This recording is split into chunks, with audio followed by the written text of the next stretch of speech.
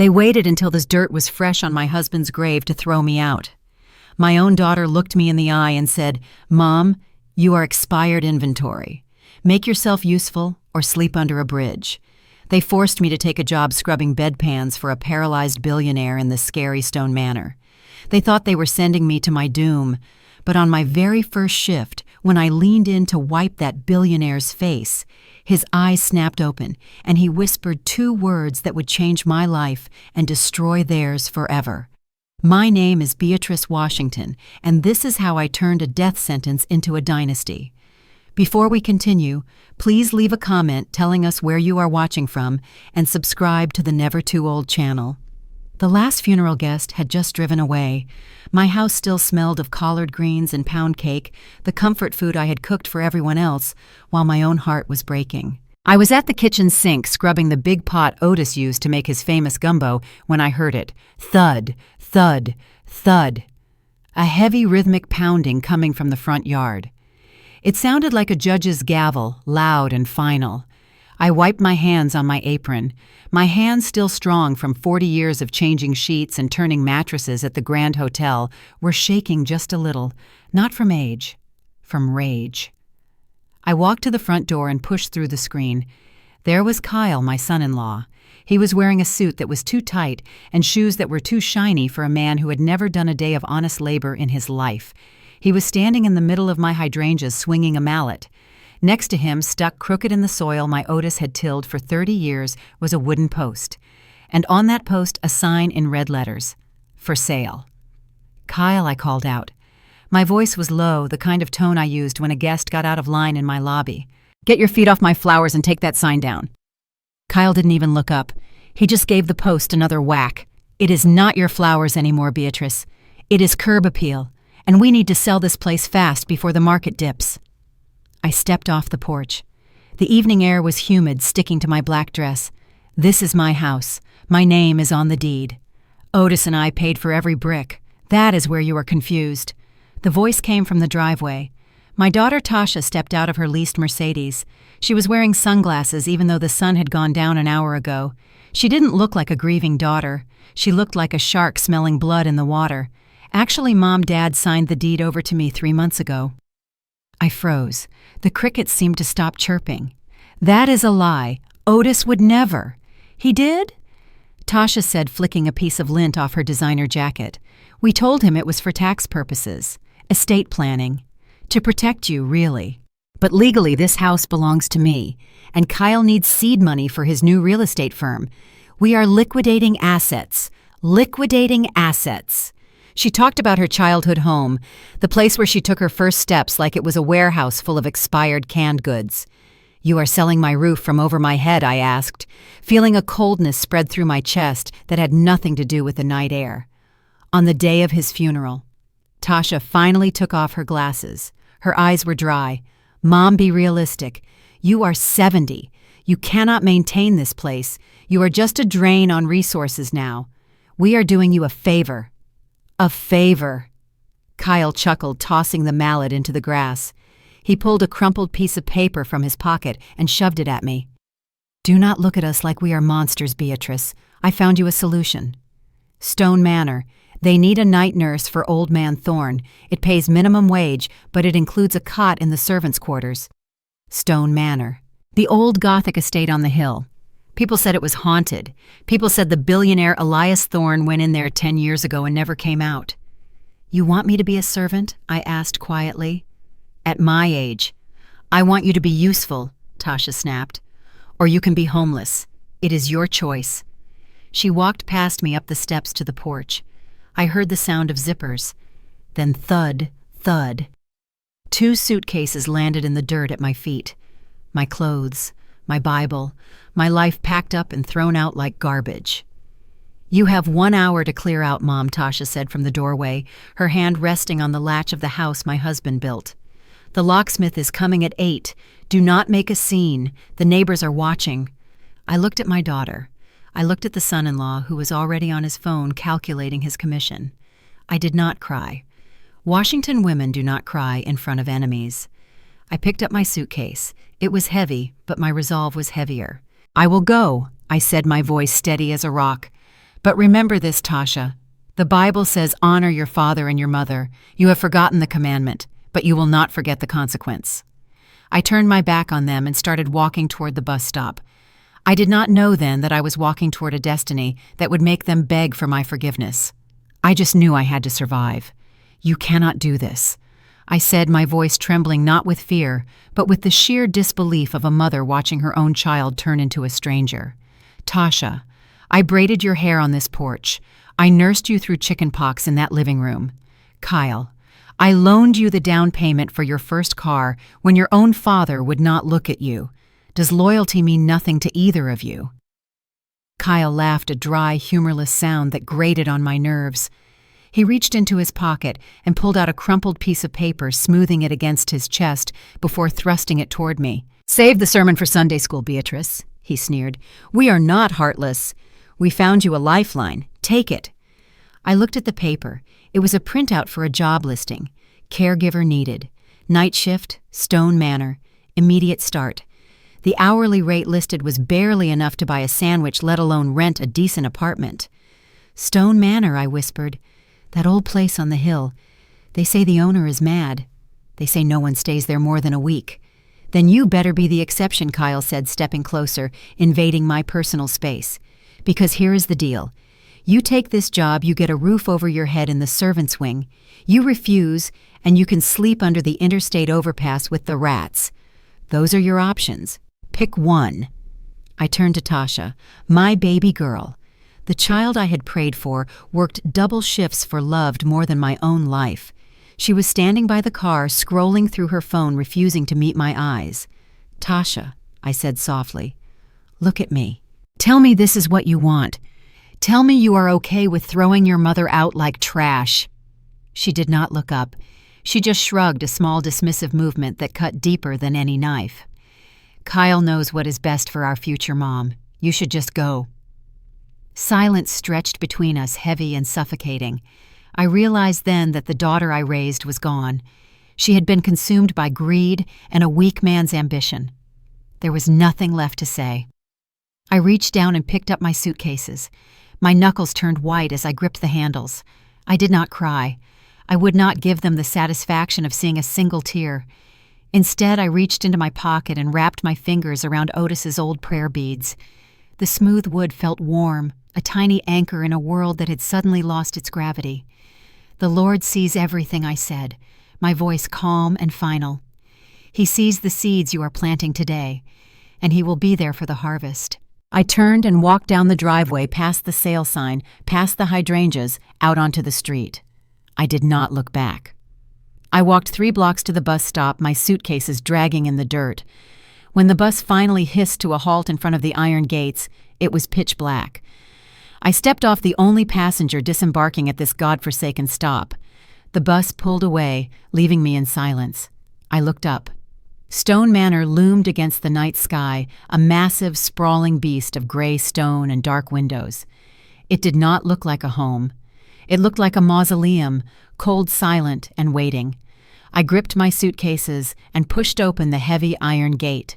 It groaned in protest, a long, mournful sound that echoed in the darkness. I was walking into a tomb, but I had no idea that inside that tomb I was about to find the only life I had left. The butler who opened the door looked at me like I was mud he needed to scrape off his shoe. He was tall, thin, and wore a suit that cost more than my house used to be worth. His name was Sterling, and his eyes were as cold as the stone walls of the manor. "You are late," he said, checking a pocket watch. "The agency said you were efficient. I expect you to be invisible. Do your work, change the linens, monitor the machines. Under no circumstances are you to disturb Master Julian. He is in the West Wing and does not wish to be bothered by the help." I gripped the handle of my suitcase. "I am not the help," I said, keeping my voice level. "I am the caregiver, and I am on time." He just turned on his heel and walked away, his footsteps echoing on the marble floor. I followed him down a long, dim hallway lined with portraits of dead people who looked like they judged you for breathing their air. We stopped at a heavy wooden door at the end of the corridor. "He is in here," Sterling said. "He does not speak. He does not move. He is for all intents and purposes gone. Do not waste your breath talking to him. Just keep him clean." He opened the door, and the smell hit me first. It wasn't just the sharp sting of bleach and antiseptic. It was the smell of a room where hope had died a long time ago. The air was stale, heavy, and cold. I stepped inside. The room was massive, filled with shadows. In the center was a hospital bed that looked small in the vastness of the space, and in that bed lay Elias Thorne. He looked like a skeleton with skin stretched over it. His face was gray, his cheeks sunken. Machines beeped rhythmically beside him, the only sound in the room. He looked like a corpse that someone had forgotten to bury. Sterling closed the door behind me, the lock clicking shut with a sound that made me jump. I was alone with the billionaire ghost. I put my bag down and walked to the bed. I had spent 40 years managing housekeeping at a 5-star hotel. I knew how to walk into a room and take charge. I knew that dignity was in the details. "Good evening, Mr. Thorne," I said softly. "My name is Beatrice. I'm going to be taking care of you tonight." He did not move. His eyes were open, staring at the ceiling, glassy and vacant. I went to the basin, filled it with warm water, and found a soft cloth. "I'm going to wash your face now," I told him, "just to freshen you up." I leaned over him gently, wiping his forehead. His skin was cold and clammy. I moved the cloth down to his cheek, and that is when I saw it. His pupils. They didn't just stare blankly. As I moved my hand across his line of sight, the black centers of his eyes constricted. Then they dilated. They tracked the movement of my hand. I froze.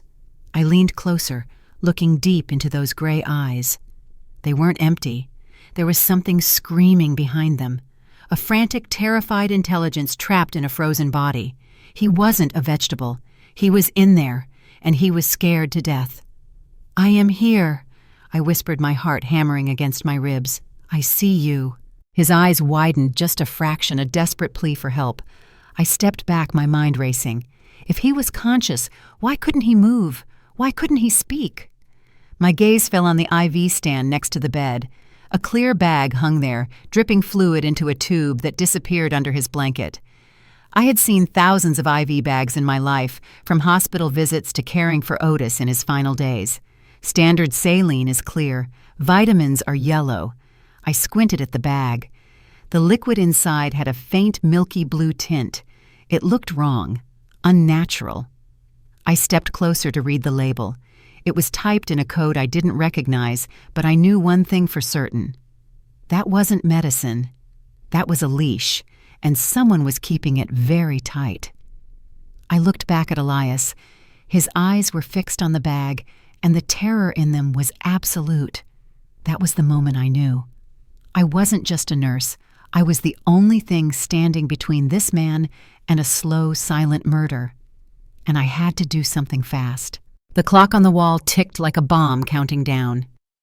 It was 2 a.m, the witching hour, when the house settled into a silence so heavy it felt like it could crush you.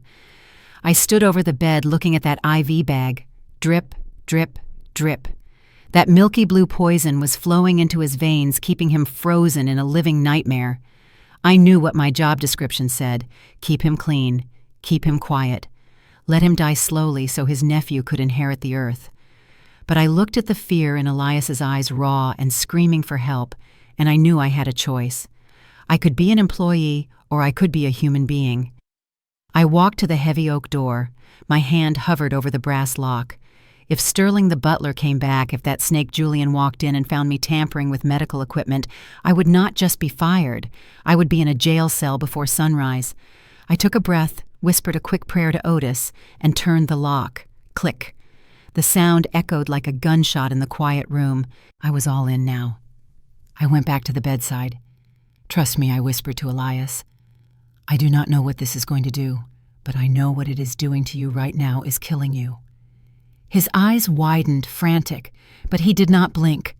I reached out and shut off the flow valve. I peeled back the medical tape on his hand, my fingers gentle but steady. I slid the needle out.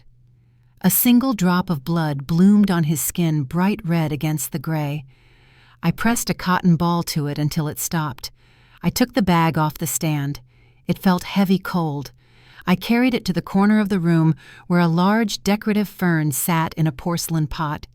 I uncapped the bag and poured that blue sludge right into the dirt. It smelled chemical sharp and bitter like burning rubber. I watched the soil drink it up, hiding the evidence. Then I sat down. I pulled the hard wooden chair right up to the bed and took his cold hand in mine. We waited. 1 hour passed. The only sound was the hum of the refrigerator in the corner and the wind rattling the window pane. 2 hours. My back ached, the old pain from years of flipping mattresses flaring up, but I did not move. I watched the monitor. I watched his chest rise and fall. 3 hours. Doubt started to creep in like a draft under the door. Maybe I was wrong. Maybe he really was sick. Maybe I had just killed a man. 4 hours. The first gray light of dawn started to bleed through the heavy velvet curtains. The room turned from black to the color of a bruise. I was about to check his pulse again when I felt it. A twitch. Not a spasm, but a squeeze. His fingers curled around mine, weak as a baby bird, but real. Then his chest heaved. A dry, hacking cough erupted from his lungs, a terrible sound like rocks grinding together. His whole body shuddered on the mattress, fighting the paralysis, fighting the poison. I leaned in close, my heart hammering in my throat. "Mr. Thorne," I said. "Elias." His eyes squeezed shut, then snapped open, focused and clear for the first time. His lips dry and cracked like old parchment parted slowly. The voice was barely a rasp, a ghost of a sound, but it filled the room. "Water," he wheezed. "Please." I grabbed the pitcher from the bedside table, my hands steady now, focused solely on keeping him alive. I poured a small amount of water into a glass and held a straw to his cracked lips. "Drink slowly." I commanded, my voice hushed but firm. He sucked at the straw like a man dying of thirst in a desert. I watched the muscles in his throat work, fighting to swallow after months of forced inactivity. When he pulled away, he gasped his chest, heaving beneath the thin hospital gown. "Thank you," he rasped. His voice sounded like dry leaves scraping across pavement, broken and unused. I thought I would never speak again. "Who did this to you?" I asked, wiping a stray drop of water from his chin. "Was it the butler?" He shook his head weakly. A movement so slight I almost missed it. "No. Sterling is just a tool, a paid lackey. It is Julian, my nephew, my own flesh and blood." I felt a chill that had nothing to do with the drafty room. Julian, the man who owned half the county, the man my son-in-law was so desperate to impress. "He has been dosing me," Elias whispered, his eyes darting to the empty hook on the IV stand, and then to the fern where I had dumped the poison. A custom cocktail of paralytics and sedatives, high dosage, just enough to keep me conscious but unable to move, unable to scream. "He wants me to die slowly, Beatrice. He wants it to look like a natural decline, so the board transfers control of Thorncorp to him without an audit. If I die suspiciously, there is an investigation. If I simply fade away, he wins everything. We have to call the police," I said, reaching into my pocket for my phone. "This is attempted murder. We have the bag. We have evidence." No, he tried to reach for my arm, but his hand just twitched uselessly on the sheet. "You cannot call them. Sheriff Miller is on Julian's payroll. They play golf every Sunday at the country club. If you call the police, Julian will be notified before the squad car even leaves the station. He will be here in 10 minutes, and I will be dead in 11. And you, Beatrice, you will disappear." I lowered the phone. The reality of our situation settled over me like a heavy shroud. We were trapped in a stone fortress with a murderer who had the law in his pocket. "So what do we do?" I asked. "We fight," Elias said, a spark of the old tycoon fire lighting up his gray eyes. "But we have to be smart. He thinks I'm a vegetable. He thinks I'm gone. We have to keep him believing that until click." The sound of the heavy brass lock turning cut through the air like a knife. It was followed by the sound of metal scratching against metal. Someone was trying to force the key. "Open this door." It was Julian's voice, muffled but furious. "Sterling, why is this door locked? Get the master key now." "Beatrice," Elias hissed, his eyes going wide with terror. "The IV. Put it back." Now I moved. I didn't think I just moved. I grabbed the empty tubing dangling from the bed. I pulled a fresh bag of saline harmless clear water from the bottom shelf of the supply cart and hooked it up with trembling fingers. I rushed to the bed. Elias squeezed his eyes shut, his body going limp, instantly transforming back into the corpse they wanted him to be.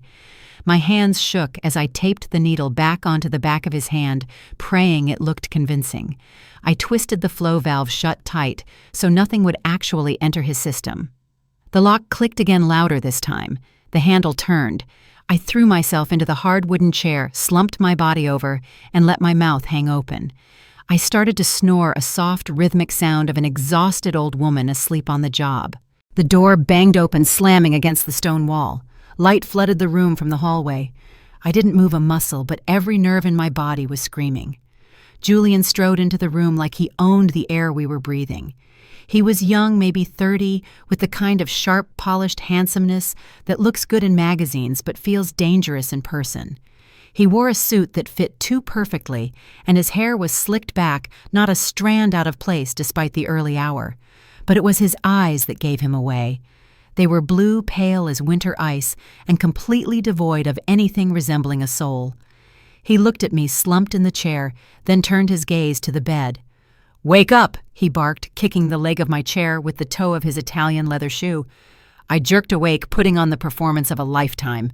I blinked rapidly, wiping drool from my chin, acting disoriented and terrified. "I am sorry, sir," I stammered, hunching my shoulders to make myself look small or harmless. I just rested my eyes for a moment. Julian sneered, his lip curling in disgust. "You are paid to monitor him, not sleep. But honestly, what did I expect for $12 an hour?"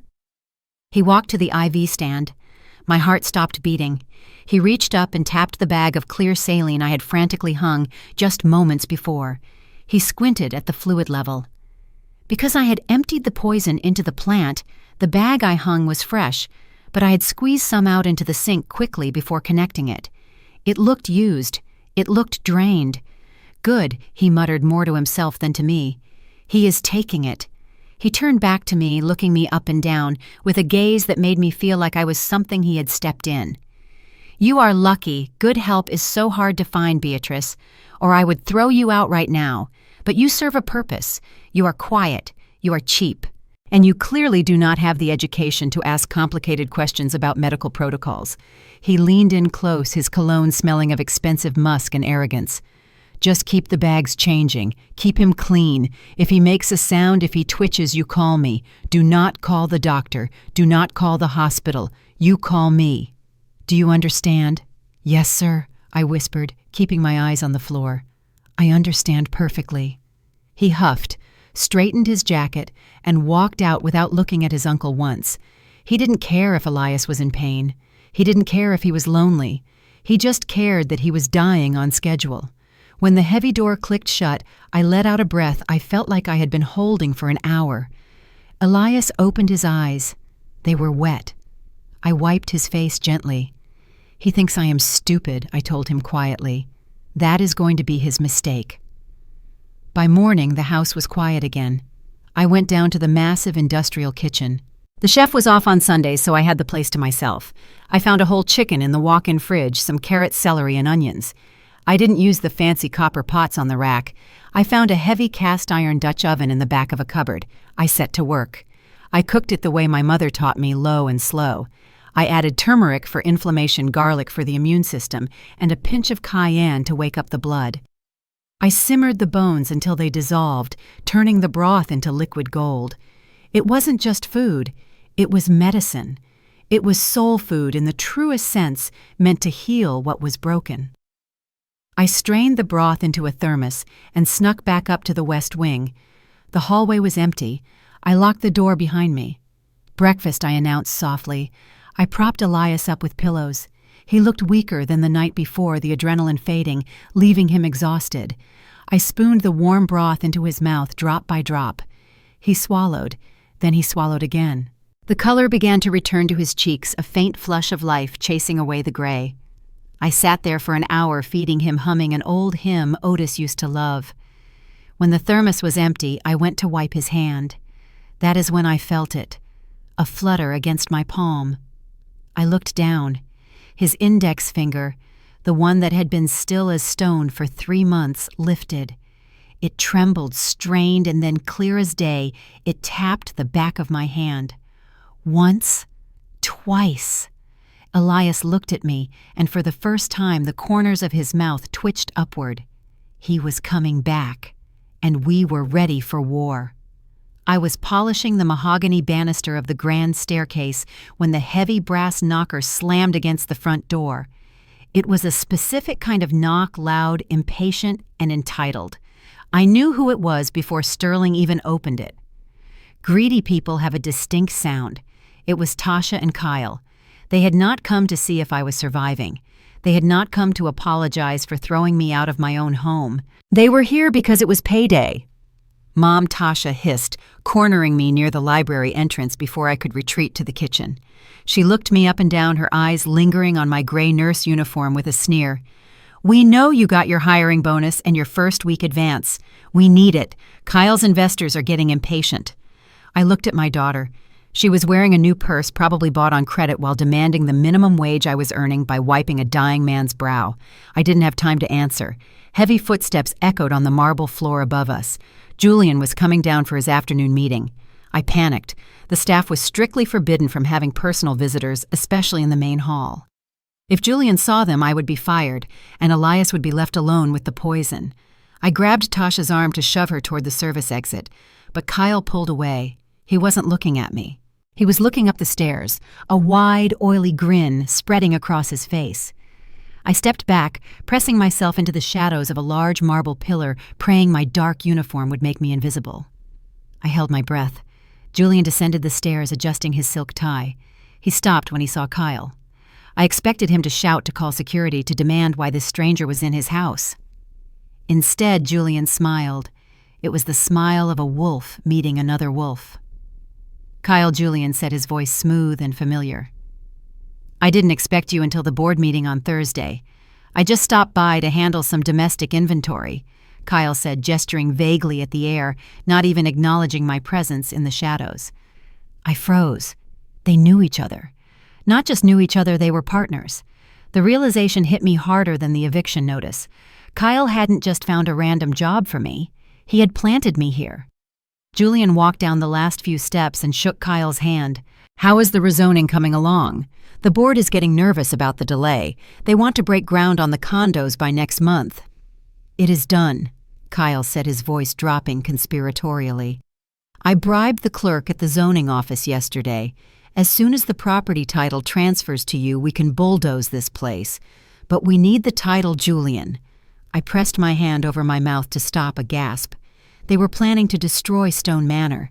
This wasn't just about money. It was about erasing Elias Thorne completely. Julian glanced toward the hallway where my room was, his expression darkening. "The old man is holding on longer than expected. His heart is strong. The dosage is maximum, but he just won't let go. I am worried about the nurse, the new one. She seems observant." I squeezed my eyes shut, my heart hammering against my ribs like a trapped bird. If they found me now listening to this, I wouldn't just be fired. I would be dead. Kyle laughed, a sound that made my blood run cold. He clapped the billionaire on the shoulder. "Relax, Julian, you are overthinking it. Do not worry about Beatrice. My mother-in-law is stupid. She is a high school dropout who spent her life folding towels. She thinks she is just doing a job." He leaned closer, his voice dripping with venom.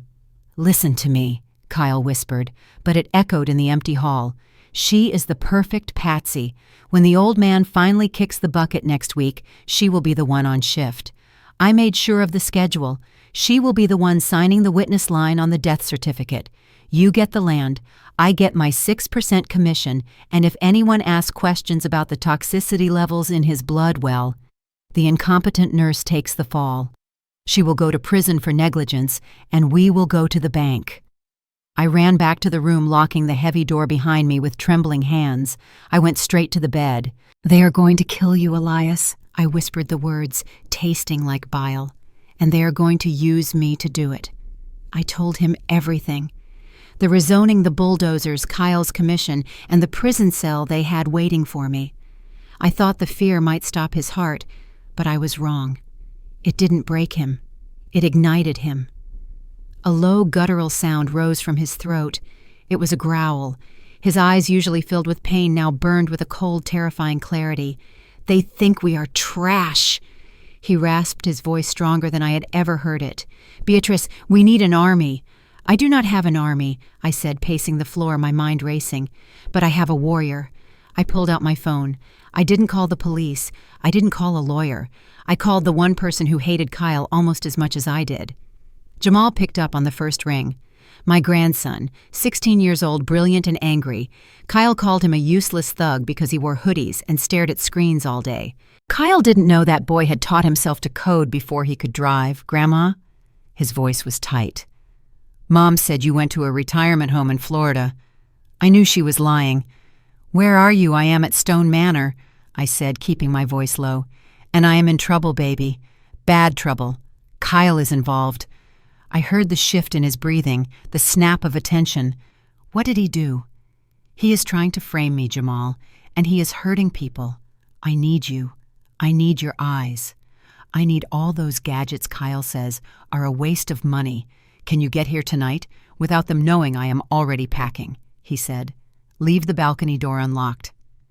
40 minutes later, a shadow detached itself from the old oak tree outside the window. I watched as Jamal scaled the stone trellis like a spider, silent and sure-footed. He vaulted over the railing and slipped into the room.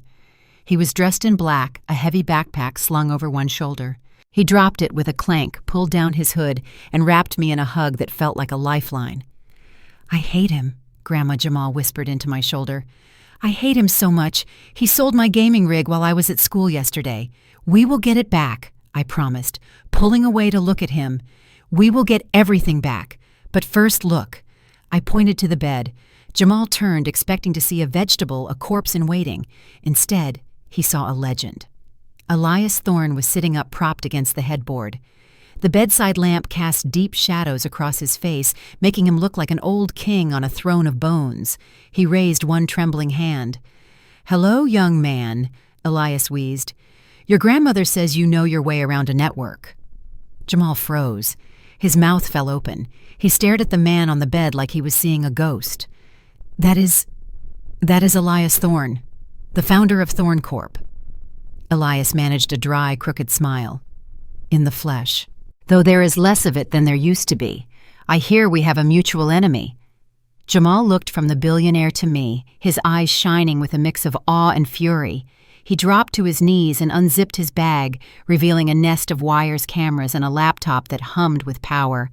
"Mr. Thorne," he said, his voice shaking with excitement, "for you and Grandma, I will burn their whole digital world to the ground. Just tell me where to start." Jamal moved through the house like a shadow in the night. He did not look like the teenager who usually sat in his room playing video games anymore. He looked like a soldier on a mission. He pulled out these tiny cameras from his bag, small black discs, no bigger than a shirt button. He called them spider cams. While I stood guard in the hallway, clutching my mop like a weapon, Jamal slipped into the main living room. He climbed on a chair and hid one camera right inside the glass eye of a mounted deer head above the fireplace. It had a perfect view of the whole room. But the most important one went into Julian's private study. Jamal hid it inside the spine of an old leather law book on the shelf directly behind the desk. It was pointed straight at the workspace, ready to catch every sin. While the boy set the trap, I played the bait. I put on the performance of a lifetime. I hunched my back just a little more than usual. I let my hands shake violently when I poured coffee for Sterling. I started muttering to myself as I walked down the corridors, mixing up Bible verses with nonsense words loud enough for them to hear. I shuffled my feet, moving so slowly that Sterling actually sighed with impatience every time he had to walk past me. I wanted them to see a confused, senile old woman. I wanted to be invisible, just another piece of dusty furniture they could ignore. And it worked. Lord, did it work. They stopped whispering when I entered the room. Sterling stopped watching me closely, dismissing me as a harmless nuisance. Julian was even worse. He became arrogant. He took phone calls right in front of me while I dusted his bookshelves. He screamed at his lawyers on speakerphone, discussing bribes and zoning laws while I emptied his trash can. He even called me Miss Daisy when he thought I was out of earshot. He thought I was too old to understand what offshore accounts meant. He thought I was too stupid to catch the names of the banks he was listing. He forgot that before I was a maid, I managed the books for a hotel that saw millions in revenue. I heard every word, and I remembered every number. That night, we huddled in Elias's room like conspirators. We turned off the lights so the blue glow of Jamal's laptop was the only thing in the darkness. Elias sat up in bed, his face pale but his eyes sharp as flint. We gathered around the screen, watching the live feed from the study. It was crystal clear. Julian walked into the frame. He was wearing his silk robe, looking relaxed, looking victorious. He poured himself a drink and sat at the heavy oak desk. He pulled a stack of documents from a locked drawer and laid them out in a neat row. Then he picked up a fountain pen. It was Elias's favorite pen, the one he used to sign charity checks. I watched, holding my breath, as Julian practiced on a scrap piece of paper first. Loop curve, sharp finish. He was practicing Elias's signature. Then he moved to the official document. The camera resolution was so high we could read the header clearly. Transfer authorization, Cayman Island Holdings, amount $50 million. Julian pressed the pen to the paper. He did not hesitate. He signed Elias's name with a flourish, stealing a fortune with a single stroke of ink. He held the paper up to the light, inspecting his forgery with a cold, greedy smile. On the screen, Jamal hit a key with a solid click. "Recorded," he whispered. "We got him." Every night when the house finally fell silent and the shadows stretched long across the floor, I turned that sterile sick room into a sanctuary. I did not trust the food coming from the main kitchen. If Julian was willing to put poison in an IV bag, I knew he would not hesitate to sprinkle arsenic in the mashed potatoes. So I cooked. I used a hot plate I had smuggled in from the servants' quarters and ingredients I bought with my own meager tips. The smell of antiseptic was replaced by the rich, healing aroma of slow-cooked collard greens, smoked turkey necks, and cornbread so buttery it would make you cry. It was not just dinner, it was a resurrection served on a plate. As I fed him spoon by spoon, we traded the stories of our heartbreaks. I told him about the night Tasha threw my suitcases into the dirt, how she looked at me with eyes that were cold as stones. He told me about Julian, how he had paid for the boy's Ivy League education, bought him his first car, covered up his mistakes, only to have him turn into a viper waiting to strike. "We raised wolves, Beatrice," he whispered one night, his voice thick with regret. "We fed them from our own plates, and now they want to eat us." I wiped a tear from his cheek with my thumb. "Then we stopped being sheep," I told him firmly. "The Lord says the meek shall inherit the earth, but he never said we have to let them walk all over us while we wait for the inheritance." It became our secret night school. Between bites of sweet potato pie, Elias became the professor. He taught me how to read a balance sheet like it was a road map. He explained what a shell company was, how to track an offshore wire transfer, and how to spot the trapdoor in a contract designed to bleed you dry. "Look at the fine print, Beatrice," he would say, his voice gaining strength with every meal. "The devil is not in the details. The devil is in the definitions." And in return, I taught him about a different kind of power. When he got frustrated that his legs would not obey him, I held his hand and made him breathe through the anger. I taught him that patience is not weakness. Patience is just keeping your powder dry until you have a clear shot. The change was miraculous. With the blue poison gone and real food in his belly, the gray death pallor left his skin replaced by a healthy flush. The flesh started to knit back onto his bones. One Tuesday, 3 weeks after I arrived, I was washing the dishes in the small basin when I heard a sound behind me. It was the groan of bed springs followed by the soft shuffle of feet on the rug. I froze, the dish rag dripping in my hand. I turned around slowly. Elias was not in the bed. He was standing. He was gripping the bedpost with knuckles white as bone, his legs trembling like a newborn colt, but he was upright. He took one step, then another. He looked at me, and the fire in his eyes was terrifying and beautiful. He did not look like a victim anymore. He looked like a titan waking up from a long nap. He reached out his hand, steady and commanding. "Beatrice," he said, his voice devoid of the rasp that had plagued him for months, "it is time. Get the phone. Call Henderson. Tell him to bring his briefcase and a notary. We are going to rewrite history tonight." It was 2 a.m. when the operation began. The house was silent, a stone beast sleeping under the moonlight, but inside the sick room, the air crackled with the energy of a revolution. Jamal sat cross-legged on the floor, his face illuminated by the blue glow of his laptop. His fingers flew across the keyboard, a silent symphony of keystrokes. "Got it, Grandma?" he whispered, not looking up. I looped the security feed for the service entrance. For the next 10 minutes, the cameras are just going to show an empty hallway. Go, let him in. I moved quickly, my soft-soled shoes making no sound on the cold stone floor. I slipped down the back stairs to the kitchen door. Standing there in the shadows was Arthur Henderson. He looked like a lawyer from a different era, wearing a trench coat and a fedora, clutching a battered leather briefcase to his chest, like it held the crown jewels. He was 80 years old if he was a day, but his eyes were sharp as tacks. He had been Elias's attorney for 40 years until Julian banned him from the estate. "This way, Mr. Henderson," I whispered, guiding him through the dark corridors. "We do not have much time." When we entered the room, Henderson stopped dead in his tracks. He dropped his briefcase. It hit the rug with a dull thud. He stared at the man sitting upright in the bed, the man everyone said was a vegetable. Elias Henderson breathed, his voice shaking. "Good God, Elias, is that you?" "It is me, old friend," Elias said, his voice firm. "And we have work to do." Jamal set up the camera on a tripod at the foot of the bed, red light blinking, recording. I stood by the window watching the driveway for headlights, my heart hammering against my ribs. Henderson pulled a stack of crisp white documents from his bag. He adjusted his spectacles and began to read. The language was legal and dry, but the meaning was explosive. Revocation of all previous powers of attorney, immediate removal of Julian Thorne from the board of directors, and the creation of a new ironclad will. I watched as Elias took the pen. His hand, which had been paralyzed just weeks ago, gripped the barrel with a white-knuckled ferocity. He didn't just sign his name, he carved it into the paper. It was an act of defiance in ink. "Do you, Elias Thorne, declare this to be your last will and testament made of your own free will and sound mind?" Henderson asked, his voice solemn for the camera. "I do," Elias said, looking straight into the lens, "and I declare war on anyone who tries to challenge it." It was done. Henderson packed the documents away, sealing the envelope with wax like a secret from another century.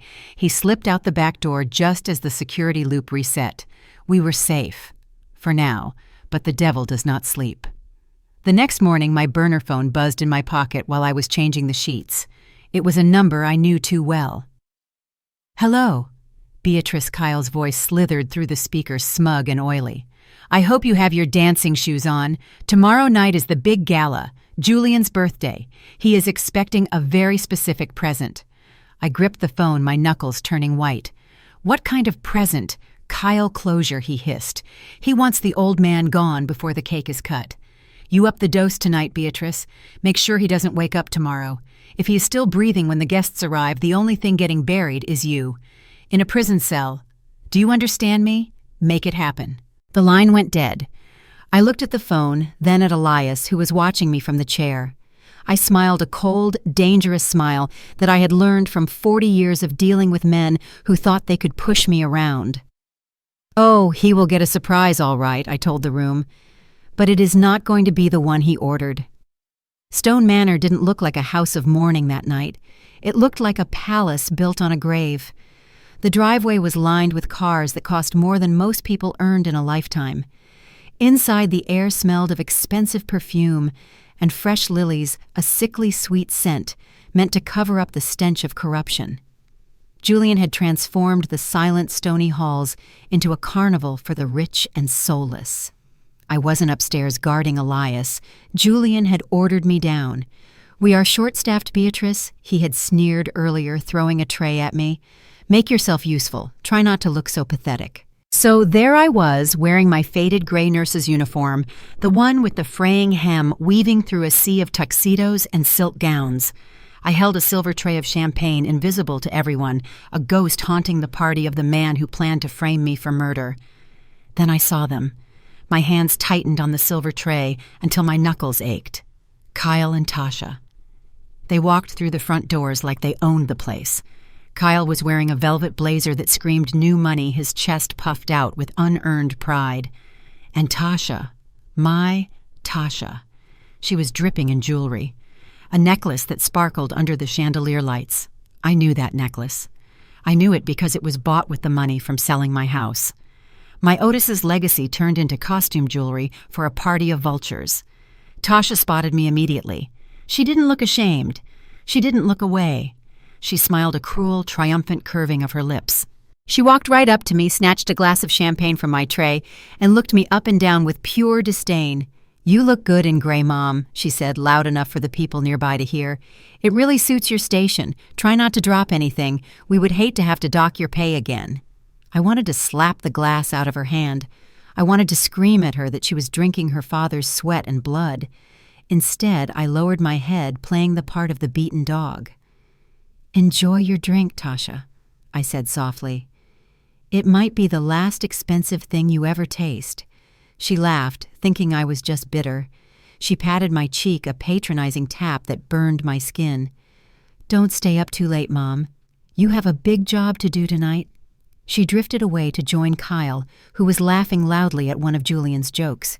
I swallowed my rage and moved toward the library alcove. Julian was there, huddled in the corner with a man I recognized. Dr. Eris, the private specialist who signed all the prescriptions, the man who turned medicine into a weapon. I pressed myself against the heavy velvet drapes, making myself small, just another piece of furniture. "The board is here," Julian whispered, his face flushed with alcohol and power.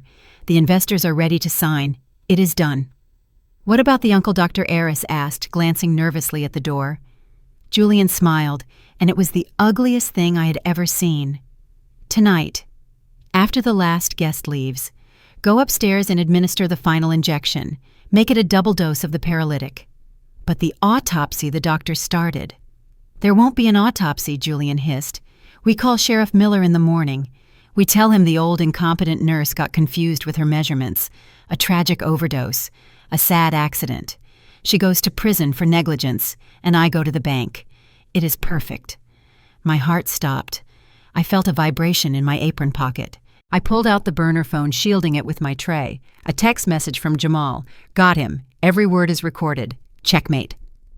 The crash of the silver serving tray hitting the floor sounded like a gunshot. Glasses shattered, champagne sprayed across the polished hardwood, and the polite applause died instantly. The room went so quiet you could hear the ice melting in the buckets. Every head turned. 300 pairs of eyes fixed on me, the old woman in the gray uniform, standing amidst the broken shards. I did not apologize.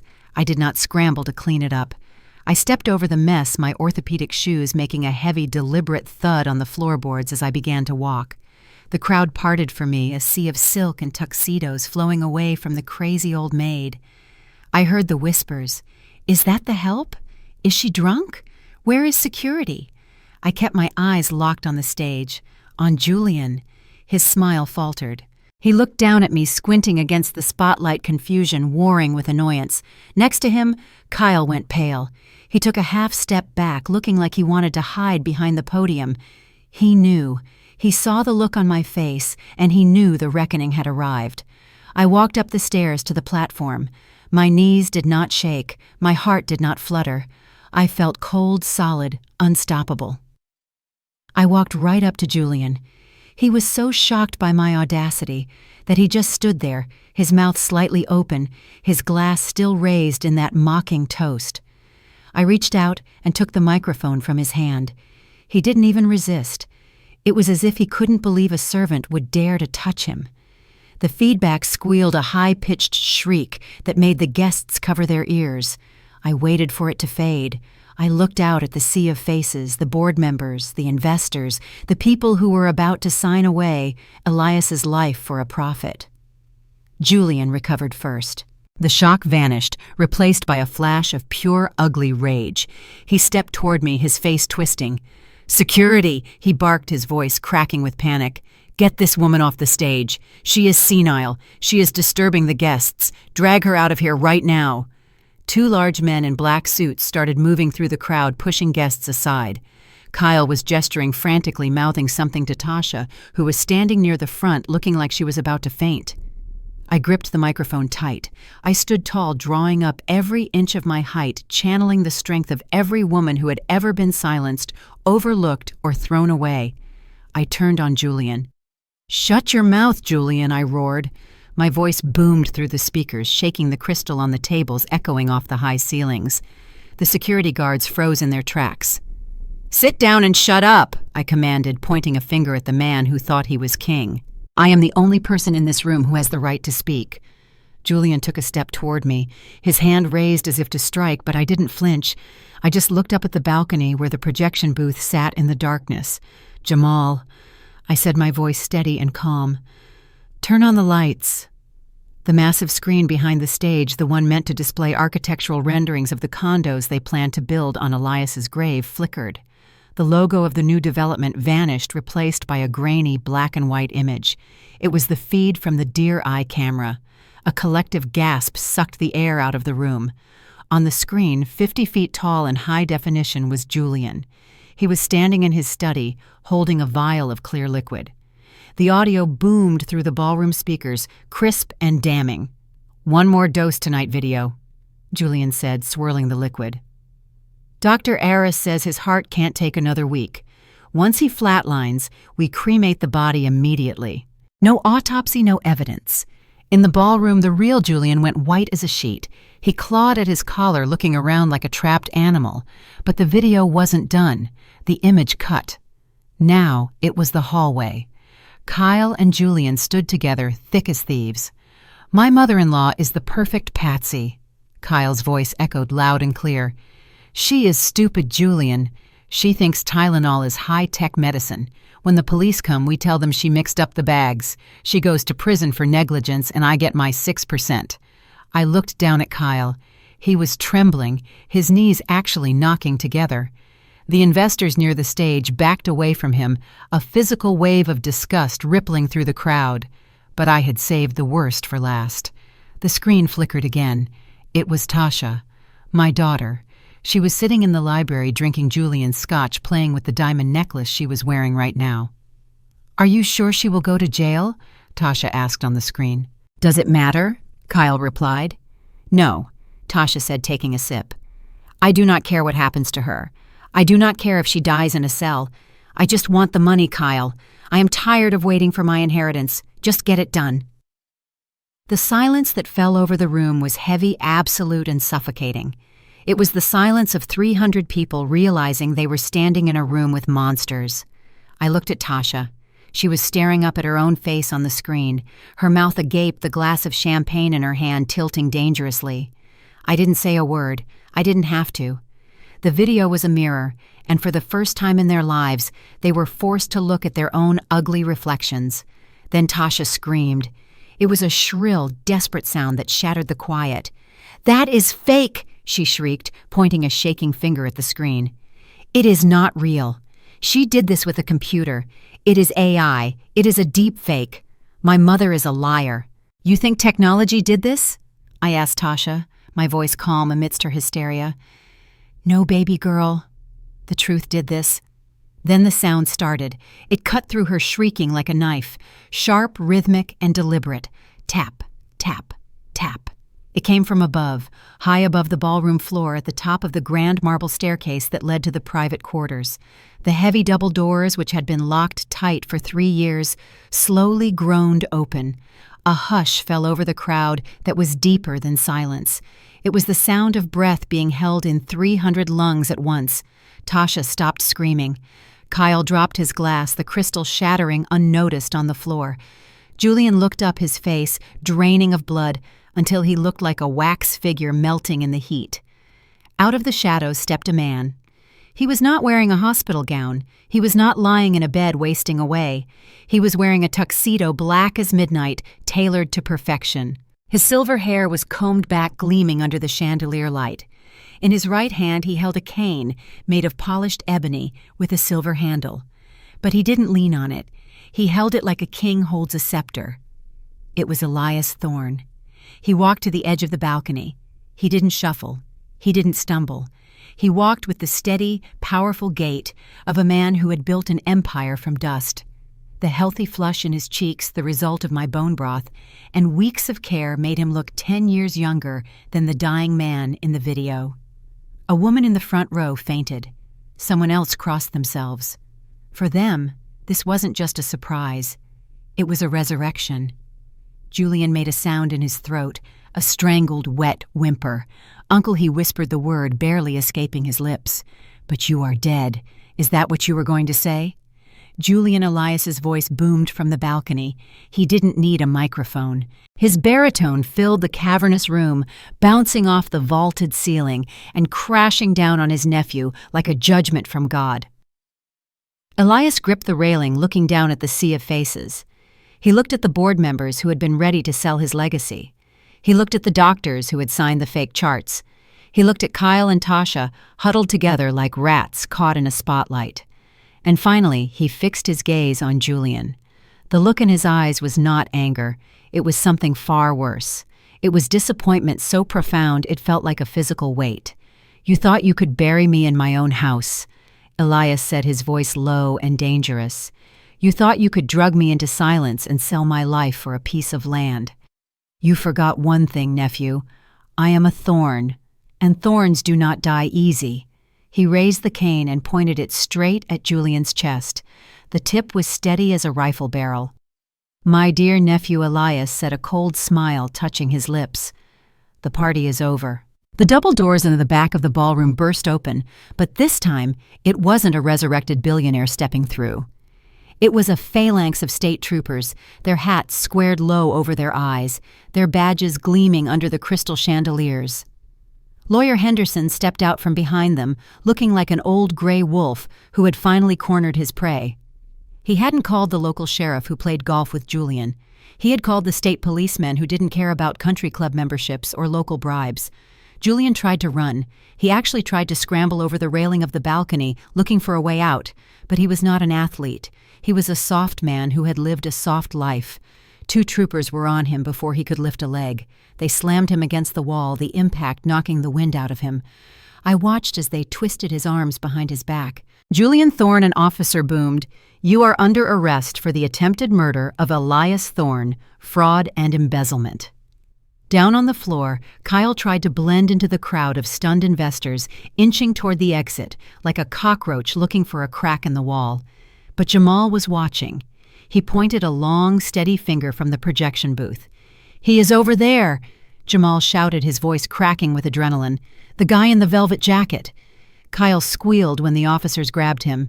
It was a high, pathetic sound. He started babbling immediately, sweat pouring down his face. "It wasn't me. I was just the broker. Julian made me do it. I have immunity. I want a deal." Then came the moment I had been dreading. Tasha. She looked around the room, seeing her husband in cuffs, seeing Julian broken against the wall, seeing her future dissolving into ash. Her eyes landed on me. She didn't run. She dropped. She fell to her knees on the hardwood floor, ignoring the glass shards that snagged her expensive dress. She crawled toward the stage, tears streaming down her face, ruining her makeup, turning her into a grotesque mask of sorrow. "Mama!" she wailed, reaching out for my ankles. "Mama, please, you have to help me." I didn't know. Kyle lied to me. He said it was legal. He said you were going to a nice home. I am your daughter. Please tell them I didn't know. I looked down at her. I looked at the child I had birthed, the woman who had thrown my suitcases into the dirt without a second glance. I felt a phantom pain in my chest, the ghost of the love I used to have for her. But when I looked into her eyes, I didn't see remorse. I saw calculation. She was still trying to hustle me. I took a step back, pulling my hem out of her reach. "Get up, Tasha," I said, my voice flat and cold as the grave. "You look foolish." "But Mama," she sobbed. "I don't have a daughter," I interrupted, cutting her off. "My daughter died the day she sold my house out from under me. The woman on this floor is just a stranger who likes shiny things." I looked up at the balcony where Jamal was standing watching us with wide, fearful eyes. I beckoned to him. "I only have a grandson," I said loud enough for the officers to hear. "And he is the only family I need. Jamal ran down the stairs and into my arms. I held him tight, burying my face in his hoodie, blocking out the sound of Tasha screaming my name as the officers hauled her to her feet. I didn't watch them drag her out. I didn't watch them shove Julian and Kyle into the back of the cruisers. I just listened to the sirens fade into the night, taking the trash with them. The ballroom was empty now, save for the broken glass and the spilled champagne. The air felt lighter. The house was finally clean. 1 week later, Elias called a press conference on the front lawn of Stone Manor. The sun was shining, the birds were singing, and for the first time in a decade, the gates were open. Reporters from every major network were there, cameras, flashing microphones, jostling for position. They wanted to see the miracle billionaire, the man who had come back from the dead. Elias sat in a high-backed chair on the veranda, looking frail but fierce. He wore a fresh suit, and his silver hair was perfectly groomed.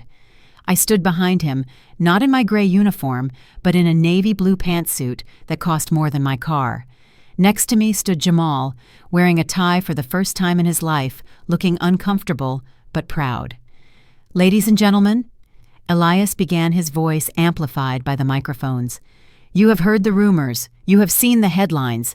Yes, my nephew tried to kill me. Yes, he is currently in a federal holding cell where he belongs.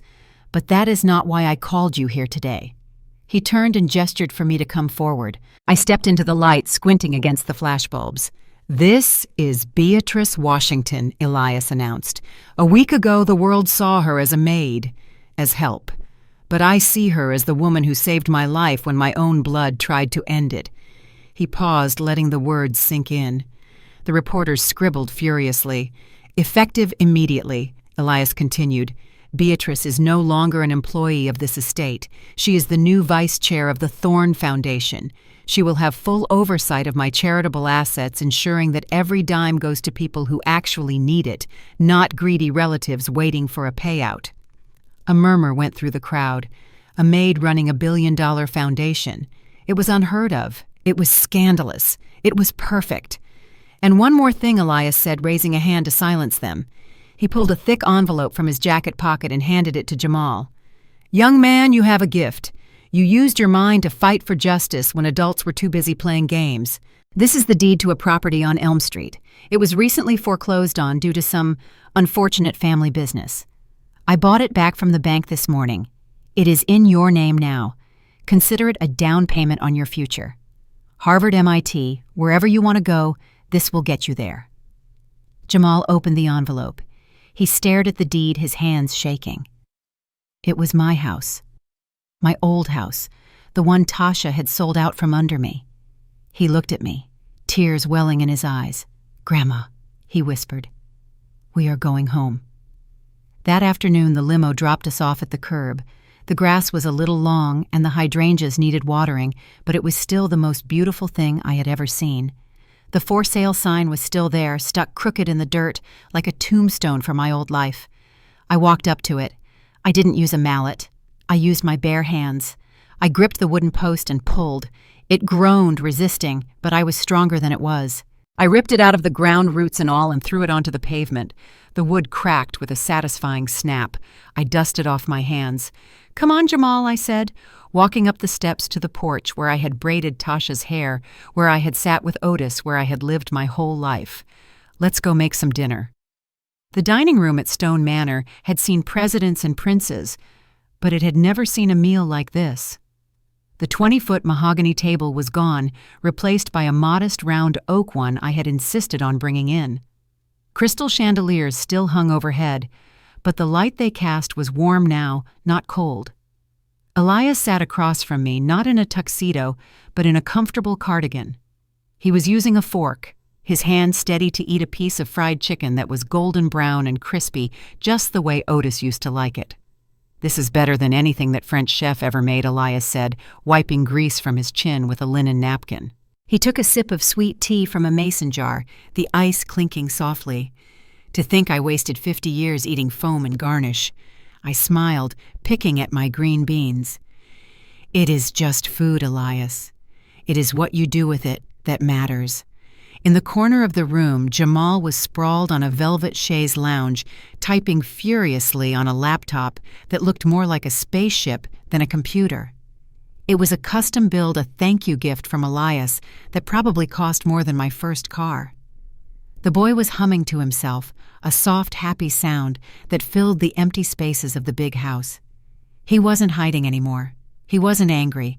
He was just a kid with a bright future and the tools to build it. Elias looked over at him, then back at me. "You know, Beatrice, people are going to talk. A billionaire and his former maid running a foundation together. They will say I have gone soft. They will say you are taking advantage of a senile old man." "Let them talk," I said, reaching across the table to pat his hand.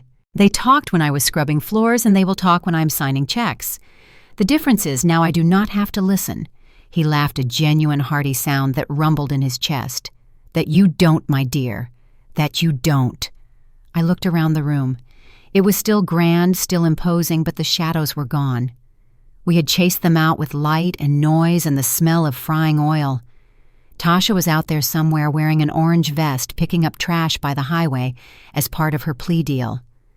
Kyle was in a cell trading real estate tips for cigarettes. Julian was facing a judge who didn't play golf. They had tried to bury us. They had thrown me out like trash and tried to poison Elias like a pest. But they forgot one thing.